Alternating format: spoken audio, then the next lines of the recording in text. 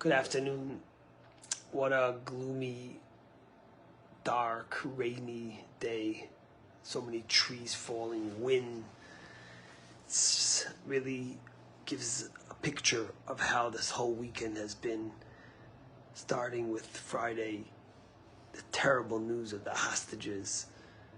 So painful on so many levels. And then throughout the weekend, every day, 4 or 5 soldiers that have been murdered and killed. And there's so much pain. And yet, with all that pain and watching all that's going on, we as Jews in America and worldwide have been so remarkable in uniting, in coming together for our brothers and sisters in Israel, from raising over $1 billion to lobbying our senators and congressmen and of course president, to speaking out on social media, to going to rallies, in a sense that we've never felt so united in the depth of the darkest moments. And I think it really boils down to this week's Torah portion, because, you know, we're called Yehudim, Jews, and the word Yehudim comes from the word Yehuda, which is one of the 12 tribes. And the question the rabbis ask is, why are we necessarily named for the tribe of Judah? Why not any of the other tribes? Now, granted, Judah was the leader of the tribes, but Joseph was also a leader, and Reuben was the oldest, and Levi was the one where the Levites come from, the Cohen. So why are we called Judah? And really, the story begins, of course, with when Joseph was sold. When Joseph was sold into slavery, into Egypt, Judah was told by his brother he was sent into exile, because they felt that Judah as the leader should have said something and done something to stop them from being so foolish and being so mean and being so vicious. And Judah goes into exile. But then later on, in last week's Torah portion, there's a hunger in Egypt. And Jacob and his family needs food, and the only place there's food in is in Egypt, because that's where Joseph came up with a brilliant plan through the years of plenty and stored away food. And Jacob sends his sons down. They come down, and Joseph locks up Shimon.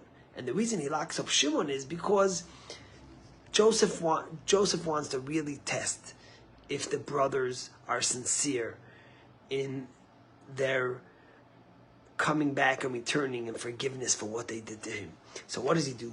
He locks up Shimon, and he says, unless Benjamin, your other brother, comes, I will not let Shimon out, or I will not give you more food. And the reason why that happened was because he said, if Benjamin is my brother from the same mother, he's an orphan like me, if I see the way they're ready to sacrifice and to do all they could to protect their brother, then I'll know that they really repented and did teshuvah the right way. And of course, Judah and the brothers come back up devastated, and they tell their father, and their father is crushed. He says, how can I send Benjamin? I already lost Joseph, I'm not sending him. But time passes, and there's a hunger. And when there's no food, there's no choice. And Jacob turns to his kids again. And first Reuben says, you know what? I'll take responsibility. If I don't get him back, you could kill my kids too. And Jacob says, how ridiculous is that? So I'll lose my children, I'll lose my son and my grandchildren. And then Joseph speaks up as the leader who came back. And Joseph says like this, let me guarantee him. And if I don't bring him back, I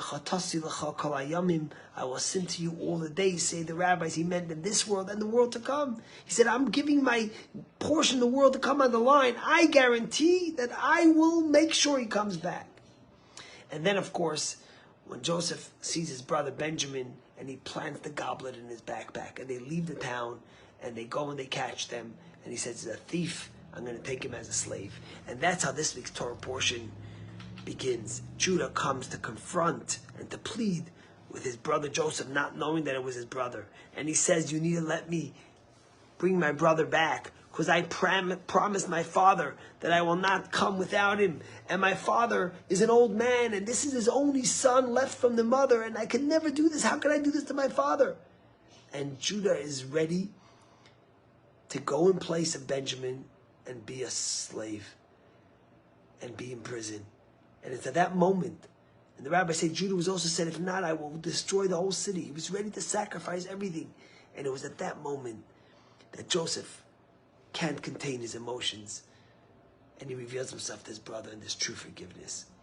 Because only when Judah was ready to be a true guarantor and sacrifice himself for his brother, that Joseph knew that the time for revealing has come. And that's why we're named Judah. Because ultimately, it's that sense of Judaism that we feel obligated one to the other. That Arevim, Kol, Yisrael, Zeh B'Zeh, every single Jew is responsible for another. It's like they say the anecdote, the story of the guy who was on a cruise, and he goes in, he has one of those bottom rooms, and one day they hear him drilling, and they come in the room, they see he's drilling a hole in the room. And they say, "What are you doing? You're going to sink our ship." And he says, "What do you mean? Don't tell me what to do. This is my room." And they say, "Fool, what are you talking about? It might be your room, but what you're doing is impacting all of us. The Jewish people are one organism. We're one person. We're one unit. And we have to feel responsible one for the other." And that's what Judah did for his brother Joseph. And it was at that moment that Joseph revealed himself. And that's been the story since October 7th. The incredible volunteering, pouring in of money, concern, love, missions that have been sent by the Jews of diaspora, especially in the USA, but all over the world. Our brothers and sisters have reminded us that powerful lesson. And I saw this story that really touched me. It made me think, and I don't know if you know, but many soldiers have been doing many communities have been doing barbecues for the soldiers who are on the front. For example, up north, they're there for 2 months. They haven't gone in anywhere. So to cheer the Chayalim, they're making these barbecues, and also up south by Gaza, down south by Gaza. And one of these barbecues, one of the guys who was volunteering and doing it, he sees a soldier, says, "Hey, I know you." And he says, "How's your older brother doing?" And the guy says, "I'm embarrassed to tell you, but I don't know because I haven't spoken to my older brother in a few years. We got into a fight." And the guy looks at him and says, "How could that happen? You got into a fight with your brother? Think about it. Look what's been happening since October 7th, the unity of Jewish people from all over the world, and you, flesh brother?" And the guy says, "You know, you're right, but what should I do? I'm scared my brother won't want to make up with me." And the guy gets on his phone, and he FaceTimes his brother. And the guy picks up and says, "Hey, I haven't seen you in a while. What brings you to call me?" And he says, "You know, I'm on the front near Gaza, and I'm seeing your brother." And he told me what happened. And I said, "How could it be? He's on the front line. What happens if something happened to him? How could he not make up? You're, after all, brothers." And the guy says, "To be honest, I'm so glad you called. I've been thinking about this since October 7th. I've been crying, but I've been scared to call my brother. I wasn't sure that he would forgive me." And the brothers speak, and they give each other a virtual embrace, a virtual hug, and they make up. And that's been the story of the Jewish people since October 7th. And that's what we get from Judah. So even in the darkest of hours, it might be gloomy, it might be rainy, it might be dark, but it's going to shine the sun again. And there's hope. Israel's doing remarkable things. They're fighting the terrorists, and they will annihilate them. And they're uniting and strengthening our front.